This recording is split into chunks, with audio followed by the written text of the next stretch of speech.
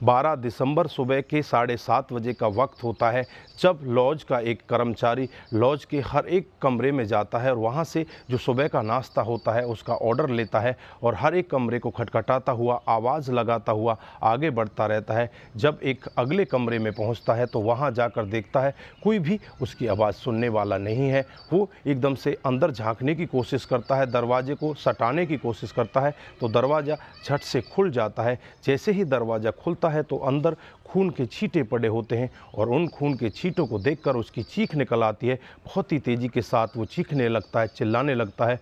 वहाँ पर जो और लॉज के कमरों में लोग वाग होते हैं वो भी वहीं पर पहुँच जाते हैं। उसके बाद जब आगे देखा जाता है तो वहाँ पर एक लेडीज़ की डेड बॉडी पड़ी मिलती है, जिसके तन पर एक भी कपड़ा नहीं होता और ना ही वहाँ पर उसका सर दिखाई देता है, पूरा धड़ ही धड़ दिखाई देता है। आनन फानन में ही पुलिस को फ़ोन किया जाता है। पुलिस मौके पर पहुंच जाती है, डेड बॉडी को अपने कब्जे में लेकर उसे पोस्टमार्टम के लिए भेज देती है। उसके बाद जांच पड़ताल में लग जाती है। काफ़ी मशक्क़त के बाद पुलिस के भी यहां पर पसीने छूट जाते हैं इस क्राइम का खुलासा करने में। लेकिन इस क्राइम का खुलासा होता है तो एक ऐसा चौंकाने वाला खुलासा होता है, जो भी इस क्राइम को सुनता है, जो भी इस क्राइम के बारे में जानता है, वो सोचने के लिए मजबूर हो जाता है कि आखिर ये इतना शातिर क्रिमिनल कहाँ से पैदा हो गया। उसके बाद भी पुलिस इसको 24 घंटे के अंदर ही पकड़ लेती है। आइए दोस्तों, जानते हैं पूरा मामला क्या था। नमस्कार, जय हिंद। आप देख रहे हैं APH न्यूज़ राहुल रावत के साथ। तो दोस्तों, आज की जो हकीकत की घटना आपको बताने जा रहा हूँ, महाराष्ट्र के ज़िला रायगढ़ का एक एरिया है, माथेरान एरिया। ये माथेरान एरिया की हकीकत की घटना है। यहाँ पर इंदिरा नगर में एक सूर्या लॉज है। इस सूर्या लॉज का एक मालिक है जिसका नाम केतन रामानी, और जो सुबह के 7:30 बजे घूमता हुआ हर किसी कमरे से उनके जो सुबह नाश्ता होता है उसका ऑर्डर लेते हुए जा रहा था। जैसे ही आगे बढ़ता है, एक कमरे में पहुंचता है, वहां जाकर ऑर्डर लेने की कोशिश करता है। वहां जाकर देखता है कि कमरे के अंदर से किसी की आवाज़ें नहीं आ रही। फिर कमरे के दरवाजे को सटाकर उससे हाथ लगाकर उसे बजाने की कोशिश करता है, लेकिन वो कमरे का दरवाज़ा खुल जाता है। और जैसे ही आगे की तरफ देखता है तो वहाँ पर बहुत ज़्यादा खून के छींटे पड़े होते हैं और आगे की तरफ उसकी निगाह जाती है तो वहाँ पर एक लेडीज़ जिसके तन पर एक भी कपड़ा नहीं है और उसका सर भी वहाँ पर नहीं है। इस सब वाक़या को देखकर एकदम से वो ज़ोर ज़ोर से चीखने लगता है, चिल्लाने लगता है। आसपास के लोग इकट्ठा हो जाते हैं, पुलिस मौके पर पहुँच जाती है।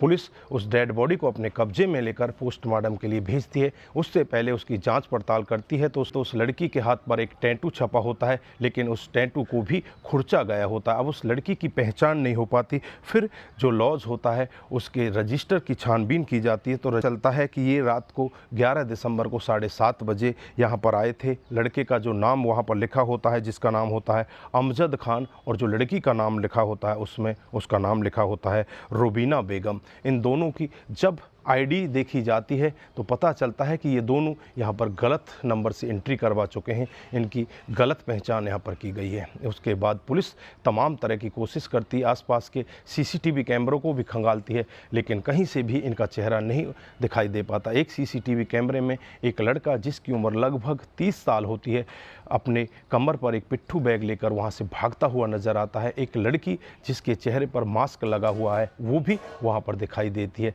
फिर CCTV की मदद से पुलिस वाले आगे बढ़ने लगते हैं और नज़दीकी एक रेलवे स्टेशन पर पहुंच जाते हैं। रेलवे स्टेशन के पास एक खाई होती है।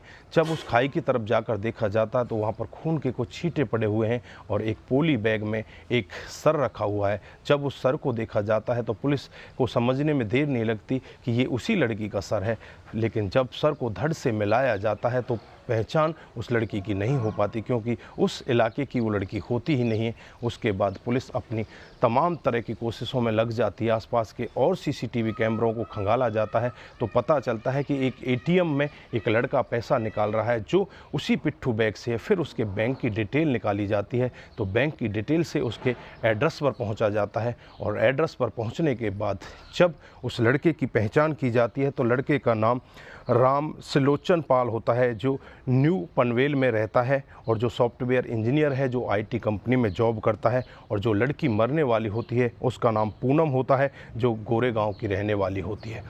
जब इनके बैकग्राउंड के बारे में पता किया जाता है तो मई 2021 में इन दोनों की शादी हो जाती है, लेकिन गौना होना अभी भी बाकी होता है। ये घूमने फिरने के लिए यहाँ पर शायद आए होंगे। उसके बाद जब इस लड़के के बारे में पता किया जाता है तो ये लड़का यूपी के रविदास नगर का रहने वाला होता है। यहाँ पर वो शायद अपनी जॉब के लिए आया होगा या घूमने फिरने के लिए आया होगा। उसके बाद जब उस लड़के से जांच पड़ताल की जाती है तो एक ऐसा चौंकाने वाला सत्य वहाँ पर दिखाई देता है। 7 महीने पहले हमारी शादी हो जाती है, लेकिन गौना होना बाकी होता है। और जब हम दोनों घूमने के लिए यहाँ पर आते हैं और हम आपस में अपने जीवन के बारे में बातचीत करने लगते हैं, ये लड़की भी अपने जीवन के बारे में बताती है, मैं भी अपने बीते हुए जीवन के बारे में बताता हूँ। मुझे शक होने लगता है कि लड़की का चाल चलन ठीक नहीं है, ये किसी दूसरी टाइप की लड़की है, ये मेरे साथ शायद धोखा दे रही है, ये किसी और लड़के से प्यार करती है। मुझे शक हो जाता है और शक के जरिए ही मैं इसे रास्ते से हटाना चाहता हूँ। उसके लिए मैं बहुत सारी ऐसी क्राइम की फिल्में देखता हूँ जिनमें सस्पेंस होता है, जिनमें क्राइम तो कर दिया जाता है लेकिन क्रिमिनल पकड़ा नहीं जाता। उसके बाद बहुत सारे यूट्यूब चैनलों को खंगालता हूँ। सारी डिटेल खंगालने के बाद मैं इस लड़की को रास्ते से हटाना चाहता हूँ। फिर होटल में एक कमरा दूसरे नाम से बुक कराता हूँ और बुक कराने के बाद रात को हम आपस में बातचीत करते हैं। जैसे ही लड़की खाना पीना खाकर सो जाती है, मैं अपने बैग में एक तेज़धार हथियार लेकर आता हूँ और उसी तेज़धार हथियार से इसके गर्दन को काट देता हूँ। गर्दन को काटने के बाद उसको मैं एक पॉली बैग में भरता हूँ और वहाँ से गर्दन को उठाकर जो खाई रेलवे स्टेशन के पास होती है उसमें जाकर फेंक देता हूँ और वहाँ से चुपचाप फरार हो जाता हूँ। मुझे लगता है कि अब मैं पकड़ा नहीं जाऊँगा, क्योंकि कोई भी सबूत मैंने अपने पीछे नहीं छोड़ा। लेकिन क्रिमिनल चाहे कितने ही शातिर तरीके से क्राइम को कर जाए, अपने पीछे कोई ना कोई सुराग छोड़ जाता है। जैसे यहाँ पर इस लड़के ने पैसे की ज़रूरत पड़ी और पैसे की ज़रूरत के लिए नज़दीकी ATM में जाता है और वहाँ से इसकी बैंक डिटेल को निकाला जाता है और बैंक डिटेल से इसका एड्रेस पता चल जाता है और फिर इसे इसके घर से गिरफ्तार कर लिया जाता है। दोस्तों, जब पुलिस भी ये पूरा मामला सुन रही होती है तो पुलिस पूरे मामले को सुनकर एक बार के लिए दंग हो जाती है, एक बार के लिए परेशान हो जाती है। जो रायगढ़ ज़िले के SP होते हैं, जिनका नाम होता है अशोक दूबे, उनका कहना होता है कि चाहे क्रिमिनल कितने भी शातिर तरीके से क्राइम करे, उनके पीछे कोई ना कोई वजह वो छोड़ ही जाते हैं, जैसे कि यहाँ पर इसने भी छोड़ी। हम ऐसे क्रिमिनल को कड़ी से कड़ी सज़ा दिलाएंगे ताकि आगे भविष्य में और ऐसे क्रिमिनल ना पनप पाएँ। जो आगे क्रिमिनल बढ़ रहे हैं उनको भी सबक मिले कि चाहे आप कितने ही शातिर तरीके से क्राइम करें, आप एक ना एक सबूत उसके पीछे छोड़ ही जाते हैं और एक ना एक दिन आप पकड़े जाते हैं। यहाँ पर पुलिस की भी बहुत बड़ी कामयाबी होती है, जो 24 घंटे के अंदर ही उस लड़के को गिरफ्तार कर लिया जाता है। दोस्तों, तमाम धाराएं लगाकर उसे जेल के अंदर बंद कर दिया जाता है। यहाँ पर आप क्या कहना चाहते हैं, आपकी जो भी राय है एक बार कमेंट बॉक्स में ज़रूर दीजिएगा। दोस्तों, इस घटनाक्रम को सुनाने का उद्देश्य सिर्फ आपको जागरूक करना है, आपको बताना है कि हमारे समाज में हो क्या रहा है। दोस्तों, आज के लिए बस इतना ही। फिर मिलते हैं किसी नए मोड़ के साथ। तब तक के लिए आप अपना ख्याल रखें, अपने परिवार का ख्याल रखें, सतर्क रहें, सावधान रहें और ऐसे क्राइम को अपने आसपास ना होने दें। नमस्कार।